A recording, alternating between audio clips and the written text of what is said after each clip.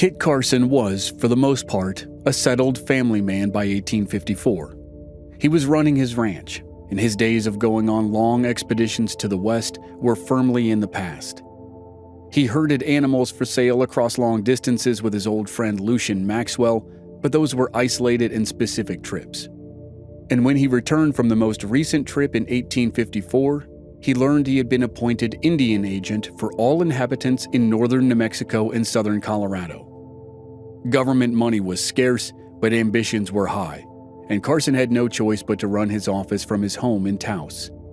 There was no money available for a standalone facility, much less schools or the reservations, which the government had yet to implement.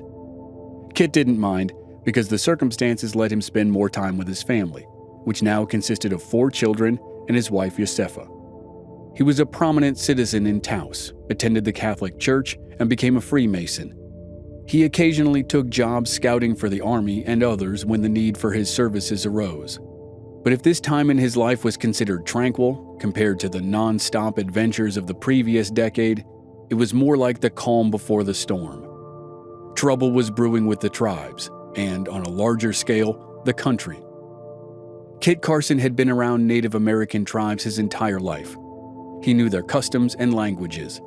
He pursued accommodation and negotiation when possible, but he was always aware that aggression could happen at any moment. Sometimes more forceful means proved necessary, and Carson was no stranger to those as well. In the course of carrying out his duties, Carson found himself in disagreement with the territorial governor, David Meriwether.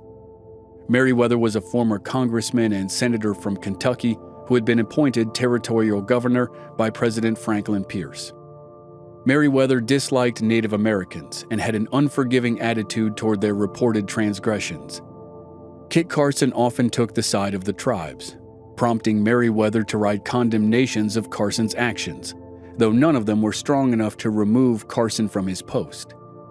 And the situation in northern New Mexico was a little more complex than in other areas. The bands of Native Americans were smaller and had fewer resources.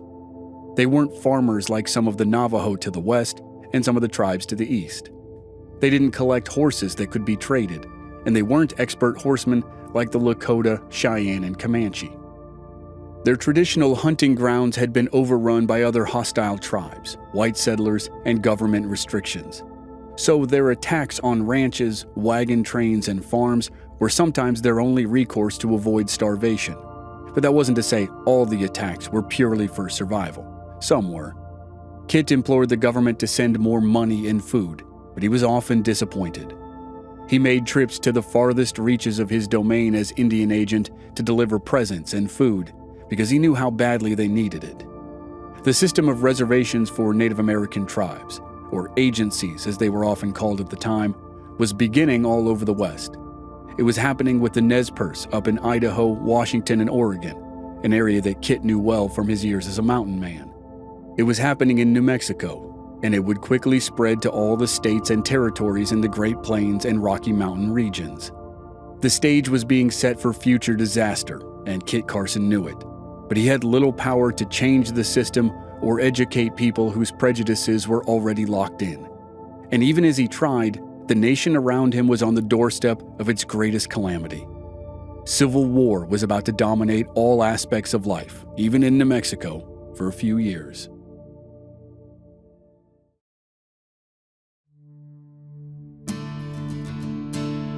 From Black Barrel Media, this is Legends of the Old West. I'm your host, Chris Wimmer, and this season we're telling the story of one of the original legends of the American West, famed frontiersman and explorer, Kit Carson. This is Episode 4, Civil War.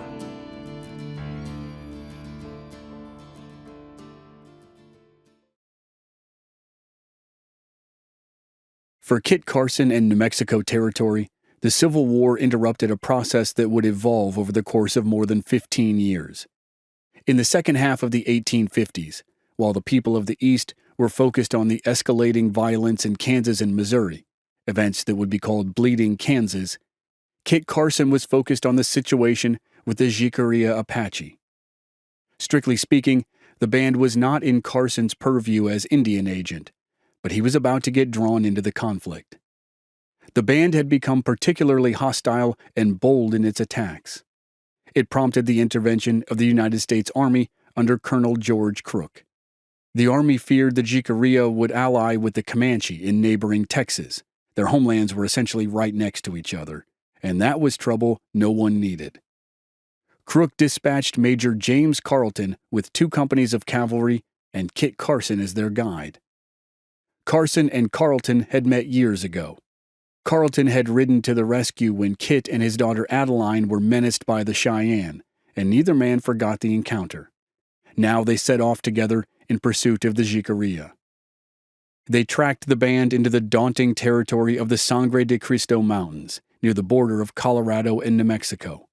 They came across fresh sign, and Kit told Major Carleton it was definitely the Jicarilla.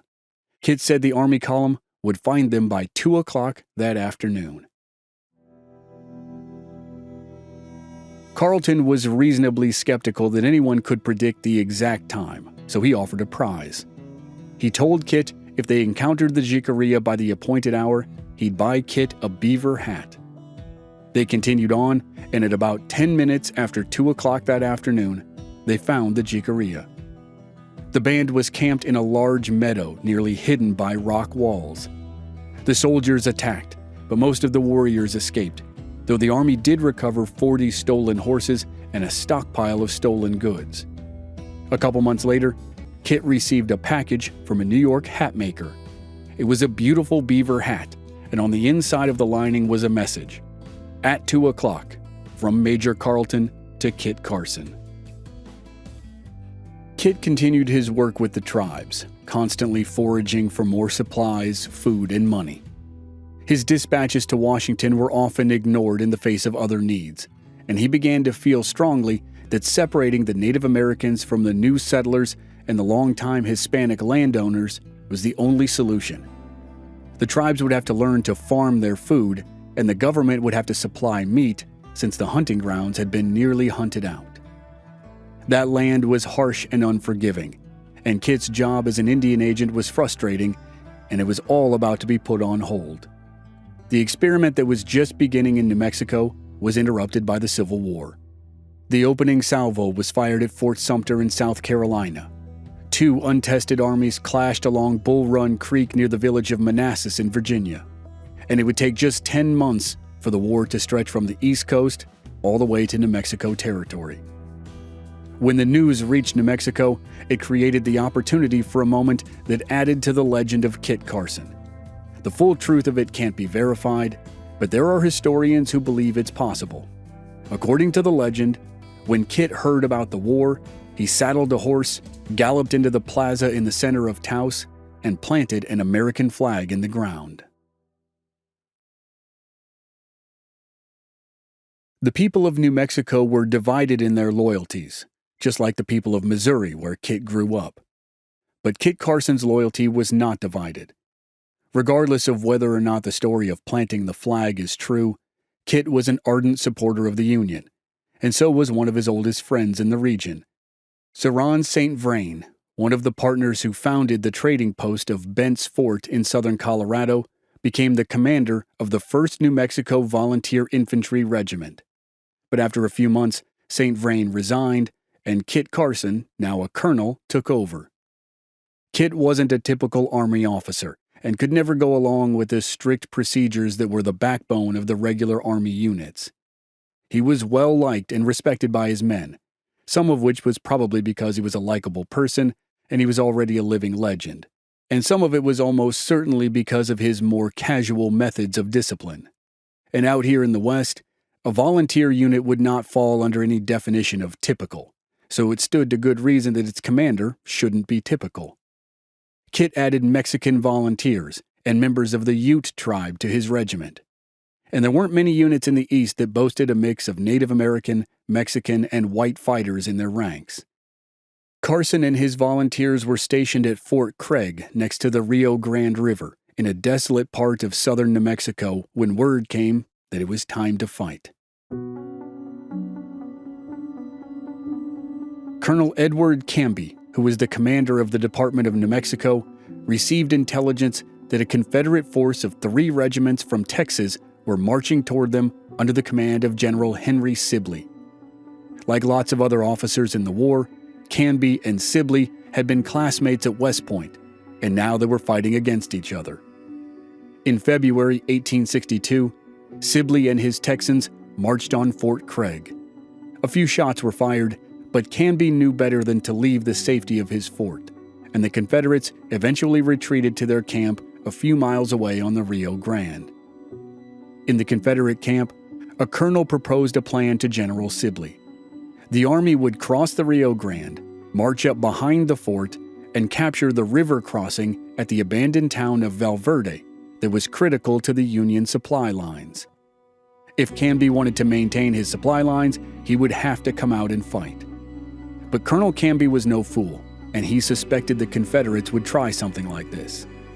He dispatched Kit Carson and some companies of the New Mexico Volunteers to occupy positions on the mesas around Fort Craig to watch for the enemy. It didn't take long for Carson to spot the Confederates' movements. He sent signals to the fort, and Canby hatched a counterstrike. An Irishman, James Graydon, ran a recon unit that he called Graydon's Independent Spy Company, and he and his company were stationed at the fort. Graydon was clever and adept at disguise, and he had run successful missions for the Army in the past. Now, he proposed setting dynamite charges with long fuses on two unfortunate mules and running them into the Confederate lines. The explosions would set off a stampede. Canby greenlit the plan, and they put it in motion, and then it nearly backfired in a very literal way. The two mules were trotting toward their target when one of them turned around and headed back toward Graydon. The fuses were lit and the explosions were imminent, and Graydon ran for his life. He made it safely out of the way before the dynamite exploded. And the thunderous boom did stampede the Texans' horses, which allowed the New Mexico troops to capture more than 140 animals. But it wasn't enough to send the Confederates running back to Texas. The exploding mule strategy had delayed General Sibley's advance, but not stopped it. He was still determined to take the river crossing at Valverde, even though he would not personally oversee the battle to come. On the morning of February 21st, Sibley sent more units up to the abandoned town to secure the ford, while he spent most of the day suffering from an excess of alcohol consumption. Union Colonel Canby sent units to hold the ford, and the two sides clashed along the banks of the Rio Grande. Kit Carson's troops attacked from the right. Canby was unsure about Carson's troops, who were poorly armed and untrained, but Carson wasn't. He encouraged his men, and they believed in him. The fight on Carson's side of the battle was going fairly well, but when Canby repositioned some troops to help the right flank, he weakened the center and left side of his lines. The Confederates charged the weakened positions, and Canby decided to retreat back to Fort Craig. The Battle of Valverde was technically a Confederate victory, but it was costly, and it doomed Sibley's force in the long run. The column suffered heavy losses in terms of both men and supplies, but now the road was open to march north to Albuquerque and Santa Fe, and that's what the Confederate column did. Meanwhile, Colonel Canby sent word to California and Colorado, asking for help to smash the Confederate column. Canby could afford to wait. Small groups of Union troops were safe in different outposts in the territory, and the Confederates were out there on the edge of the war with very little support. Sibley's column occupied Santa Fe and wanted to continue north toward the next major Union fort, and it turned out to be a campaign too far. The Colorado Volunteers, more than 1,000 men, were marching south to answer Canby's call. They made an incredible journey in a remarkably short period of time. They traveled more than 400 miles from Denver through snow-clogged mountain passes and blinding blizzards to arrive at that major Union fort called, creatively, Fort Union. The fort was only 50 miles from Santa Fe as the crow flies, and Canby wanted the volunteers to hold there. He wanted to organize a two-pronged attack that would crush Sibley's column, but the Colorado contingent didn't want to wait. They continued their march toward Santa Fe and met the Texans in a mountain passage called Glorieta Pass, less than 20 miles from Santa Fe. Apache Canyon anchored one end of the pass, and Union Major John Chivington's advance force of 400 men defeated 300 Confederates who were camped in the canyon. At that point, both sides readied themselves for a full battle. Confederate units hurried out of Santa Fe and into Glorieta Pass. The rest of the Colorado column caught up to Chivington's men, and now there were more than 1,000 soldiers on each side. On March 28, 1862, the Battle of Glorieta Pass launched into action. The main bodies collided in a vicious fight, but the commander of the Colorado column sent Major Chivington and 500 men around the flank before the battle began. Chivington captured the Confederate supply line that consisted of 80 wagons and 700 horses and was guarded by just a few soldiers who had been wounded in previous engagements. Chivington initially ordered his men to kill the wounded soldiers, who were now prisoners, but then he backed off that order. Instead, he ordered his men to burn the wagons and shoot all the horses. Some of Chivington's men reluctantly complied, and the slaughter horrified everyone who was there.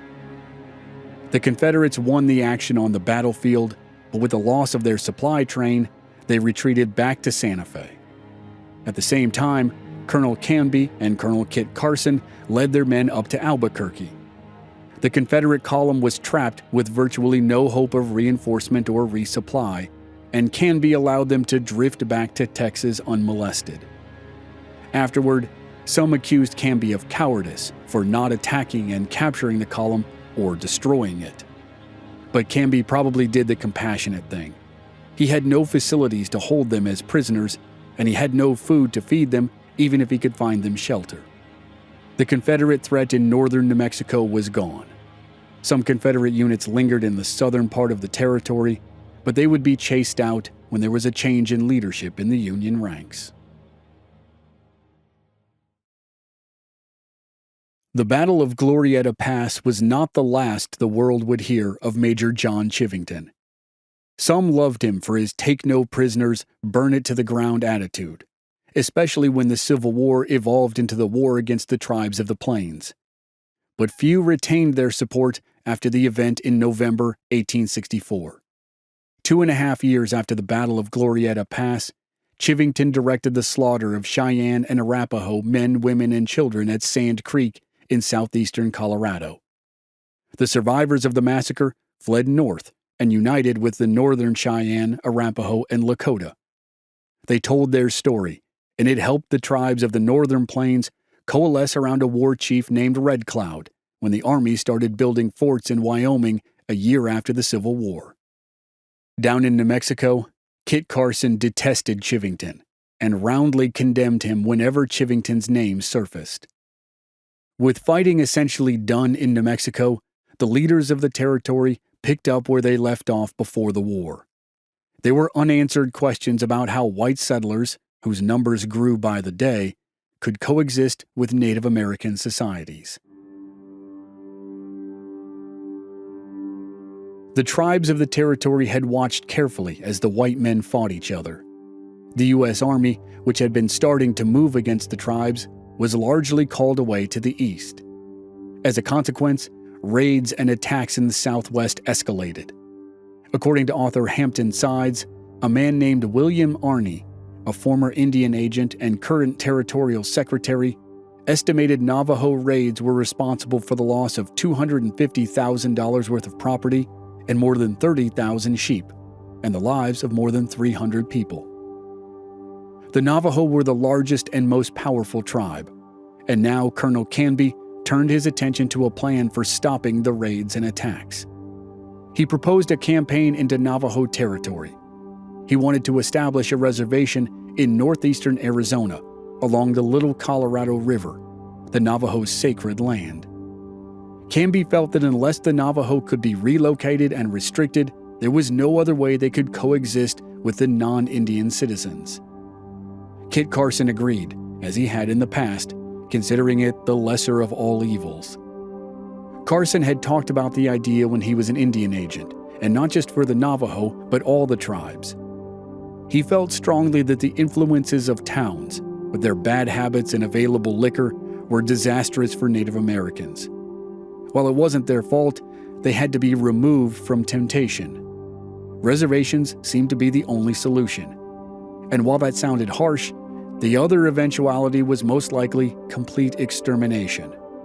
There were people who wanted that outcome, but Carson and Canby were not two of them. But in the fall of 1862, 6 months after Glorieta Pass, and before Colonel Canby could implement his new plan, he was replaced by another officer who was quite familiar with the territory. James Carleton, now a brigadier general, took command. Carleton and Kit Carson were longtime acquaintances, and Carson respected Carleton. Many others didn't. Carleton had a reputation as a pretentious elitist, a man with big ideas and dreams who did not like to be crossed. Nevertheless, he had had a distinguished career and was a man of many talents.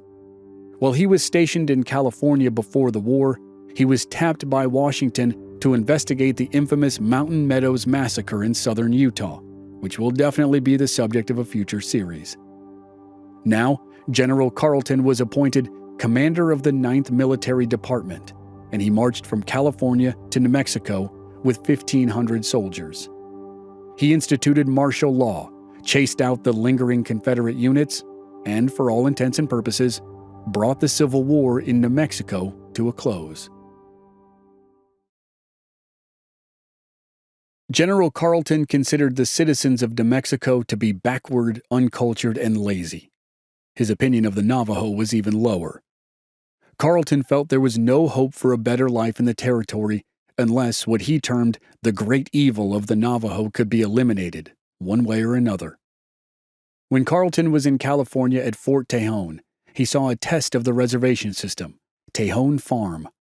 The reservation was near the fort, with good land for farming and living quarters.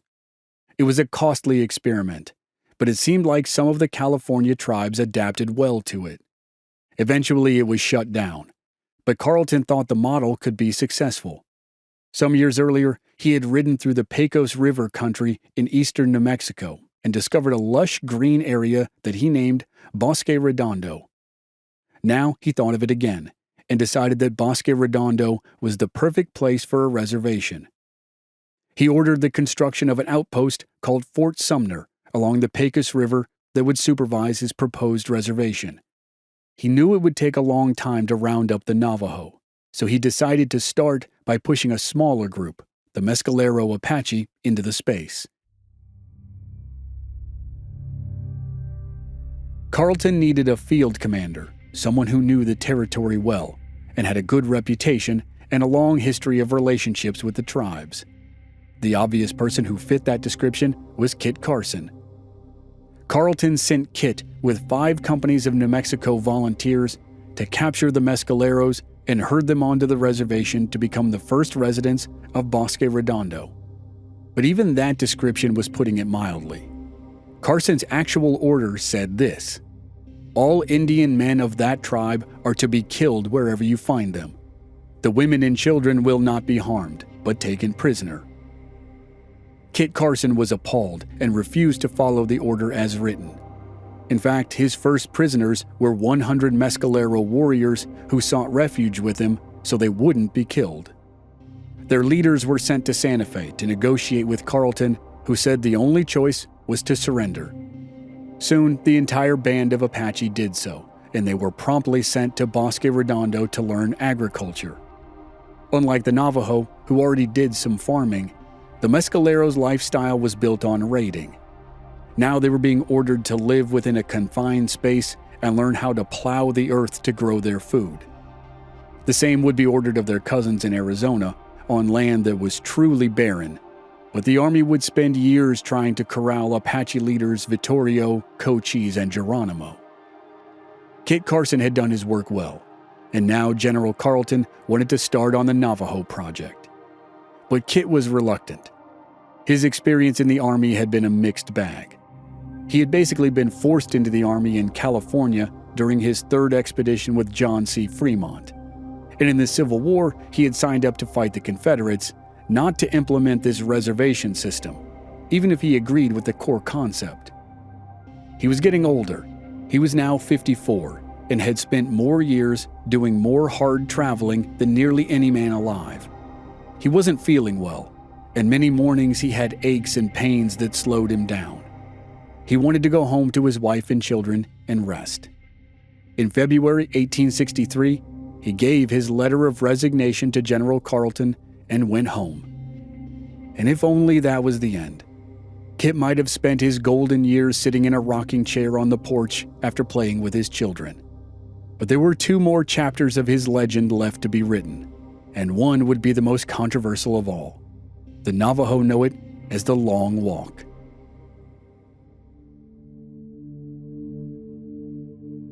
Next time on Legends of the Old West, despite Kit's resignation, he follows through on an order to forcibly march the Navajo from their homeland to the Bosque Redondo Reservation.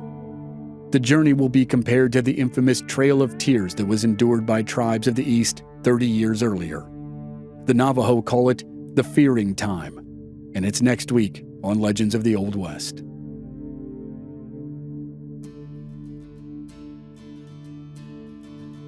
Members of our Black Barrel Plus program don't have to wait week to week to receive new episodes.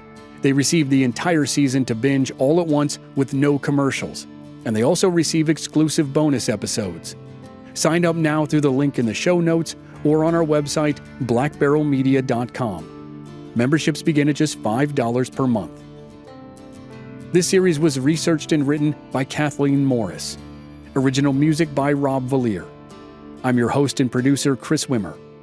If you enjoyed the show, please leave us a rating and a review on Apple Podcasts or wherever you're listening. Check out our website, blackbarrelmedia.com, for more details, and join us on social media. We're at Old West Podcast on Facebook, Instagram, and Twitter. And all of our episodes are on YouTube. Just search for Legends of the Old West Podcast. Thanks for listening.